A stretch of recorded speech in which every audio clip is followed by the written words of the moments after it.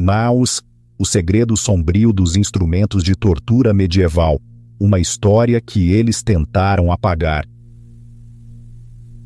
Você não vai acreditar no que os historiadores tentaram esconder por mais de 600 anos. Prepare-se para desvendar os segredos mais sombrios da história, aqueles que não te contam na escola. E acredite, o que você está prestes a descobrir vai mudar para sempre a sua visão sobre a Idade Média. O que vou te revelar é chocante. Como um escravizado transformou a ferramenta de tortura mais brutal em seu passaporte para a liberdade. Porque arqueólogos ainda desenterram réplicas dessas atrocidades em escavações modernas, e o motivo perturbador pelo qual museus por toda a Europa escondem milhares desses instrumentos em seus porões. Fique ligado porque a descoberta final vai te deixar sem palavras. Não saia ainda, pois vamos mergulhar em algo verdadeiramente inimaginável. A indústria da crueldade, o lado oculto da escravidão medieval. Entre os anos 800 e 1400 d.C., a escravidão medieval não era apenas comum, era uma indústria sofisticada que se estendia dos mercados de Veneza às plantações de Al-Ándalus. Mas há um detalhe que ninguém te conta. Enquanto aprendemos sobre cavaleiros e castelos, existia uma economia paralela construída sobre o sofrimento humano. As estimativas mais conservadoras apontam para mais de 2 milhões de pessoas vivendo em cativeiro na Europa medieval e no mundo islâmico a qualquer momento. Mas o que tornava essa escravidão particularmente hedionda não eram apenas os números, era a tecnologia do controle. Ao contrário da escravidão colonial posterior, os senhores de escravos medievais não podiam contar com vastas distâncias ou identificação racial para impedir fugas. Os escravos medievais frequentemente se pareciam com seus captores e conheciam a geografia local. Por isso, eles desenvolveram algo muito mais sinistro: dispositivos de tortura psicológica projetados para quebrar o espírito humano. Esses não eram meros grilhões. Eram instrumentos de desumanização sistemática, cada um projetado para atacar um aspecto específico da dignidade humana, a capacidade de descansar, de comer, de se comunicar. E o mais perturbador é que diferentes regiões desenvolveram suas próprias versões especializadas, criando uma corrida armamentista medieval de sofrimento humano. Prepare-se, pois vou te mostrar 3 categorias desses dispositivos que a maioria dos historiadores se recusa a discutir em detalhes. E aqui vai o aviso: cada um é mais chocante que o anterior. Ao chegarmos à 3ª categoria, você entenderá por que um cronista medieval escreveu: essas engenhocas podem quebrar uma alma antes de quebrar um corpo. O colar de ferro, o instrumento que fazia homens chorarem. Por que essa história importa hoje? Não é apenas curiosidade acadêmica. Compreender como a desumanização sistemática funcionava no passado nos ajuda a reconhecê-la no presente. Mas mais imediatamente você precisa saber disso por causa do que arqueólogos descobriram no ano passado. Uma descoberta tão perturbadora que está sendo mantida em segredo do público, mas essa revelação vem depois.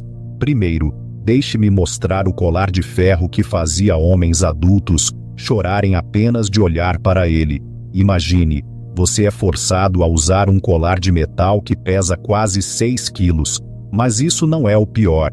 Este colar possui espigões de ferro de 7 centímetros, apontando para dentro, em direção ao seu pescoço, e para baixo, em direção ao seu peito. Cada vez que você tenta se deitar, os espigões cravam em sua carne. Cada vez que você tenta comer, os espigões inferiores tornam impossível dobrar a cabeça para a frente corretamente.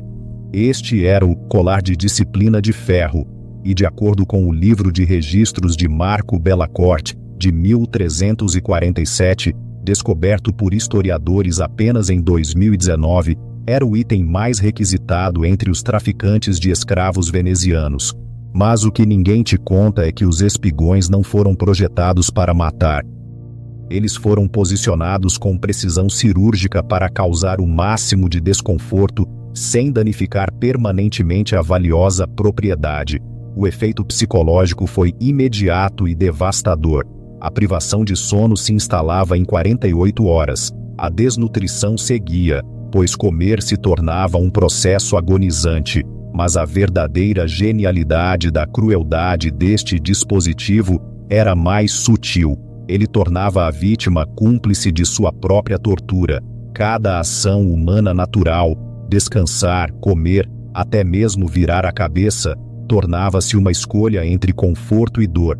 Os registros de Bellacourt revelam a terrível eficácia. Dia 1, desafio. Dia 3, súplica. Dia 7, submissão completa. Ele rastreou esse padrão em 847 indivíduos. Mas aqui é onde a coisa fica verdadeiramente perturbadora. Estes não eram apenas instrumentos de punição, eram dispositivos de treinamento usados por semanas ou meses para condicionar novos escravos à obediência absoluta. O próprio Ferro conta uma história que os historiadores tentaram ignorar por décadas. Análises metalúrgicas dos colares sobreviventes mostram que eram feitos de aço de alta qualidade, itens caros e forjados sob medida, representando um investimento significativo.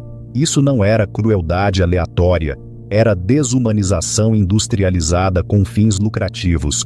Mas o que vai te chocar é que os fabricantes de colares desenvolveram variações regionais. Colares venezianos tinham espigões mais longos para escravos domésticos de alto valor.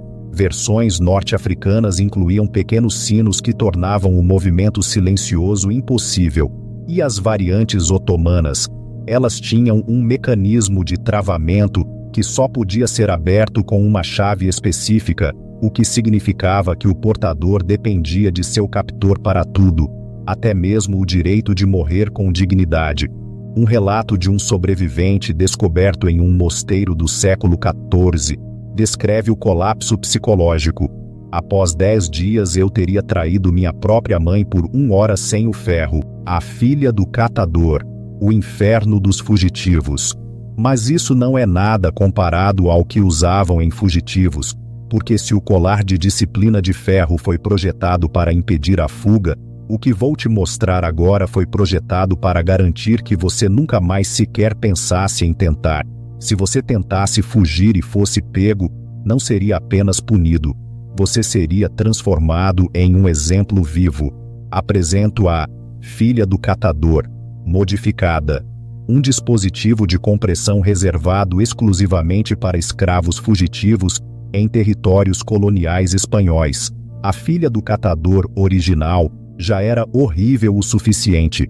Ela comprimia o corpo humano em uma posição impossivelmente pequena, forçando as vítimas a uma posição agachada, enquanto faixas de metal se apertavam lentamente ao redor delas.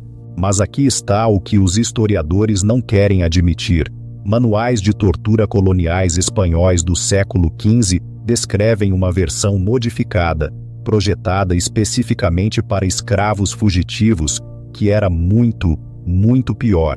A versão para escravos incluía 3 recursos adicionais que a tornavam uma ferramenta de destruição psicológica permanente. 1. Grilhões ajustáveis nas pernas. Podiam ser apertados ao longo de dias, esmagando lentamente os ossos dos pés e tornozelos. A vítima sabia exatamente quando o próximo aperto viria, a cada nascer e pôr do sol, criando um terror antecipatório constante. 2. Máscara de metal. Cobria o rosto, mas deixava os olhos expostos, forçando a vítima a observar outros escravos em suas rotinas diárias, incapaz de falar, comer ou beber, exceto quando seus captores permitiam. 3. O mais devastador psicologicamente. Era projetado para ser operado por outros escravos. De acordo com um manual de tortura espanhol de 1456, descoberto nos arquivos de Sevilha, os senhores de escravos forçavam outros escravizados a operar o mecanismo de aperto. O manual afirma explicitamente: isso garante que nenhum escravo tentará fugir, pois saberão que seu próprio povo será forçado a aumentar seu sofrimento. A guerra psicológica era cirúrgica em sua precisão. Escravos fugitivos não eram apenas torturados, Eles eram transformados em instrumentos que traumatizavam toda a sua comunidade. Cada grito lembrava os outros escravos que a fuga significava não apenas seu próprio sofrimento, mas forçar seus amigos e familiares a se tornarem participantes ativos em sua tortura. Yusuf ibn Muhammad, a revolta silenciosa. Mas é aqui que essa história toma um rumo incrível. Em 1463, um escravo mourisco chamado Yusuf ibn Muhammad transformou esse exato dispositivo em sua ferramenta de fuga. Os registros espanhóis são fragmentários, mas eis o que sabemos. Após 3 dias na filha do catador modificada, Yusuf, de alguma forma, convenceu seus operadores, 2 outros escravos, a ajudá-lo a escapar em vez de apertar o dispositivo. Os registros coloniais espanhóis descrevem o que aconteceu a seguir como impossível. Yusuf e outros 17 escravos desapareceram da plantação naquela noite, e a filha do catador, modificada, foi encontrada desmontada, seus componentes metálicos transformados em gazuas e armas. Mas a parte mais perturbadora não é como ele escapou, é o que as autoridades espanholas fizeram em resposta, porque eles perceberam que até mesmo seu dispositivo de tortura mais brutal poderia ser virado contra eles. Eles precisavam de algo que tornasse a comunicação entre escravos impossível. As brancas do silêncio, a armadilha da comunicação. Um escravo transformou esse exato dispositivo em sua ferramenta de fuga. Após a fuga de Yusuf, as autoridades espanholas e otomanas perceberam seu erro fundamental. Eles estavam torturando corpos, mas os escravos ainda podiam se comunicar, planejar e coordenar. Então, eles desenvolveram algo muito mais insidioso: dispositivos projetados para destruir a própria capacidade de formar conexões humanas. As mudossas brancas do silêncio eram gaiolas de metal com trava que envolviam completamente a cabeça e o rosto de um escravo. Mas aqui está o que as tornava particularmente cruéis. Elas não serviam apenas para impedir a fala. Espigões de metal internos posicionados dentro da boca tornavam qualquer tentativa de mover a língua agonizante, enquanto pequenos orifícios permitiam apenas ar suficiente para manter a vítima viva, mas tornavam impossível falar acima de um sussurro. Documentos administrativos otomanos do século XV, descobertos nos arquivos estatais de Istambul, revelam a psicologia calculada por trás desses dispositivos. Os registros afirmam: a comunicação é a base da rebelião. Remova a capacidade de compartilhar pensamentos, e você remove a capacidade de coordenar a resistência. Mas aqui está a parte verdadeiramente perturbadora. Versões diferentes foram projetadas para diferentes tipos de infrações. Escravos pegos ensinando outros a ler usavam brancas com tampas oculares que permitiam apenas a visão para baixo. Aqueles pegos cantando, pois a música era vista como uma forma de comunicação codificada, usavam versões com abas de metal internas que tornavam qualquer vocalização dolorosa. E escravos pegos em relacionamentos românticos, suas brancas eram projetadas para tornar o beijo ou o contato íntimo impossível. A destruição psicológica era imediata e total. Seres humanos são criaturas sociais, e as brancas não apenas impediam a rebelião, elas impediam a formação de laços humanos básicos que tornam a vida suportável. Registros otomanos rastrearam os efeitos. A maioria dos escravos usando brancas mostrava sinais de colapso mental completo em 2 semanas. A propagação do horror, uma inovação macabra. Mas o que vai te chocar é que esses dispositivos eram tão eficazes que se espalharam pelas sociedades escravistas medievais como uma inovação tecnológica. Mercadores venezianos começaram a importar brancas de estilo otomano. Colônias espanholas desenvolveram suas próprias versões com modificações regionais. Por volta de 1450, quase todos os principais mercados de escravos na Europa e no Oriente Médio tinham artesãos especializados, cujo trabalho era fabricar o silêncio. Um relato particularmente assustador de um mosteiro do século XIV descreve um escravo liberto que continuou a sussurrar anos após sua libertação, tendo esquecido que tinha permissão para falar em volume normal. O monge escreveu: seu espírito havia sido quebrado tão completamente que a própria liberdade parecia uma armadilha. A descoberta, chocante em Lagos, o passado que não morreu. Mas é aqui que essa história se torna pessoal para todos nós que vivemos hoje. Porque o que descobri ao pesquisar este vídeo vai mudar a forma como você pensa sobre os museus que visita, os artefatos históricos que vê em exposição e as histórias que contamos a nós mesmos sobre o passado. Mas a descoberta mais perturbadora aconteceu no ano passado. E o que os arqueólogos encontraram prova que esses dispositivos nunca realmente desapareceram. Em março de 2023, arqueólogos escavando sob um hotel de luxo em Lagos, Portugal, fizeram uma descoberta que abalou a comunidade histórica e tem sido mantida em grande parte em segredo do público até agora. Eles encontraram uma câmara de tortura medieval perfeitamente preservada, completa com mais de 200 dispositivos específicos para escravos em condições impecáveis. Mas o que é verdadeiramente perturbador, a datação por carbono revelou que esses dispositivos foram fabricados entre 1650 e 1720, quase 300 anos depois que as sociedades europeias supostamente baniram seu uso. A câmara continha 47 colares de disciplina de ferro, 23 filhas do catador modificadas e 156 brancas do silêncio. Mas a descoberta mais arrepiante foi um livro de registros encadernado em couro, escrito em português, que documentava meticulosamente seu uso em mais de 3.000 indivíduos entre 1670 e 1710. Estes não eram peças de museu, eram ferramentas ativas de opressão sendo usadas enquanto filósofos iluministas escreviam sobre direitos humanos a poucas centenas de quilômetros de distância. O legado oculto. Por que os museus escondem a verdade? Mas o que ninguém quer falar é que esta não foi uma descoberta isolada. Caches semelhantes foram descobertos em escavações de porões por toda a Europa nos últimos 5 anos. Uma reforma de hotel em Veneza descobriu 89 dispositivos. Obras de construção sob um museu de Barcelona revelaram outra câmara de tortura. E em 2022, trabalhadores reformando o Distrito Financeiro de Londres encontraram evidências de uma enorme instalação de tortura de escravos que operou até pelo menos 1780.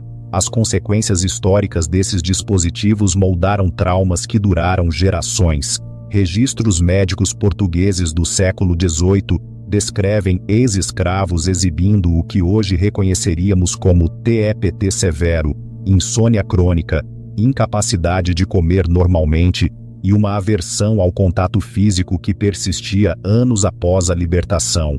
Mas o dano psicológico foi mais profundo. Comunidades inteiras desenvolveram práticas culturais em torno do silêncio e da submissão que antropólogos podem rastrear através de linhas familiares por mais de 200 anos. A rebelião de 1721, a faísca da liberdade. Aqui está a revelação que mudou tudo para mim pessoalmente. A rebelião de escravos que finalmente acabou com o uso desses dispositivos não foi registrada em nenhum livro de história oficial. Aconteceu em 1721 no norte de Portugal, quando um levante coordenado de mais de 400 escravos destruiu simultaneamente todos os dispositivos de tortura que puderam encontrar e matou 73 senhores de escravos em uma única noite. A resposta das autoridades portuguesas foi rápida e brutal. Eles executaram mais de 200 pessoas em retaliação. Mas aqui está o que é notável. Eles nunca reconstruíram a infraestrutura de tortura. A rebelião tinha sido tão completa, tão coordenada, que o custo econômico de substituir os dispositivos tornou a escravidão temporariamente não lucrativa na região. O sucesso dessa rebelião veio de algo que os dispositivos de tortura foram especificamente projetados para impedir: comunicação e coordenação. Mas os escravos haviam desenvolvido um sistema de sinais codificados, usando linguagem corporal e posicionamento, que funcionava mesmo enquanto usavam as brancas do silêncio. O tesouro escondido dos museus, uma verdade incômoda. A parte mais assustadora desta história não é o que aconteceu há 300 anos. É o que está acontecendo agora em instalações de armazenamento de museus por toda a Europa, onde milhares desses dispositivos repousam em salas com controle de temperatura, catalogados e preservados, mas nunca exibidos ao público, porque reconhecer sua existência significaria admitir que a desumanização sistemática da escravidão foi muito mais tecnologicamente sofisticada, muito mais calculada psicologicamente e muito mais recente do que nos foi dito. Por mais de 400 anos, esses dispositivos de tortura representaram a engenharia sistemática do sofrimento humano. Eles não eram apenas ferramentas de punição, eram instrumentos de guerra psicológica projetados para destruir a própria essência do que nos torna humanos, nossa capacidade de descansar, de nos nutrir, de nos comunicar e de formar laços com os outros. Hoje, grandes museus europeus abrigam uma estimativa de 12,000 desses dispositivos de tortura específicos para escravos em suas instalações de armazenamento. O British Museum sozinho tem mais de 800 itens catalogados. O Louvre tem 400. O Prado tem 300. Mas você nunca os verá em exibição porque reconhecer sua existência exigiria confrontar verdades desconfortáveis sobre quão recentemente e sistematicamente a escravidão operou na sociedade europeia. Da próxima vez que você visitar um museu e vir a versão higienizada da história medieval, os cavaleiros, os castelos e os contos de cavalaria, lembre-se que, no porão abaixo de você pode haver centenas de dispositivos projetados para quebrar espíritos humanos com precisão científica. O que mais está escondido? Então, aqui está a minha pergunta para você. Que outras histórias sombrias os museus estão escondendo de nós? O que mais não estamos sendo informados sobre a natureza sistemática da opressão histórica? E mais importante, o que podemos aprender ao entender como a desumanização realmente funcionou na prática? Deixe suas opiniões nos comentários abaixo. E se você quer continuar descobrindo as verdades históricas que eles não querem que você saiba, certifique-se de estar inscrito, porque na próxima semana revelarei os experimentos médicos secretos que médicos europeus realizaram em escravos. Experimentos que lançaram as bases para a cirurgia moderna, mas a um custo que fará este vídeo parecer brando em comparação. Obrigado por assistir e lembre-se, a verdade é sempre mais complexa e mais perturbadora do que as histórias que contamos a nós mesmos sobre o passado.